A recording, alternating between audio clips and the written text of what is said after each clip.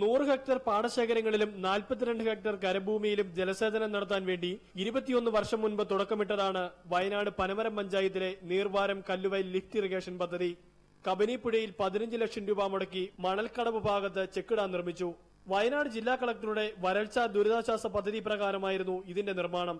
പക്ഷേ 21 വർഷമായി ഒരു തുള്ളി വെള്ളം പോലും പാടശേഖരത്തെത്തിക്കാൻ മൈനർ ഇറിഗേഷൻ വിഭാഗത്തിന് കഴിഞ്ഞില്ല.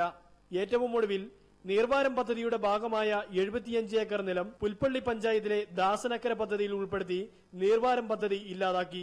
ഇതോടെ നീർവാരം പദ്ധതിയുടെ ഗുണഭോക്താക്കളായ മണിക്കോട് കല്ലുവയൽ നെല്ലുൽപാദക പാടശേഖര സമിതിയിലെ 852 കർഷകരാണ് ജലസേചന സൗകര്യമില്ലാതെ കൃഷി ചെയ്യുന്നത്.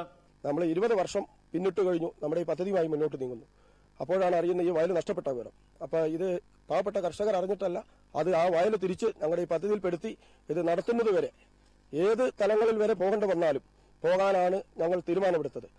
ഈ വർഷം മഴ കുറവായതുകൊണ്ട് തന്നെ നഞ്ച കൃഷിക്ക് പല ആളുകളും പുഴയിൽ നിന്ന് വെള്ളം അടിച്ചിട്ടാണ് കൃഷി ചെയ്തത്. കുറെ ആളുകളുടെ കൃഷിയൊക്കെ നമ്മൾ ഒരേക്കറിൽ നിന്ന് 20 കിൻഡൽ നെല്ല് കിട്ടുന്നപ്പോൾ അതിന്റെ പകുതിയൊക്കെ കിട്ടിയിട്ടുള്ളൂ. നിലവിൽ മോട്ടോറും പമ്പ് സെറ്റുമുള്ള ദാസനഗര പദ്ധതിക്ക് വീണ്ടും പമ്പ് സെറ്റ് സ്ഥാപിക്കാൻ 1.5 കോടി രൂപ വീതം അനുവദിച്ചു.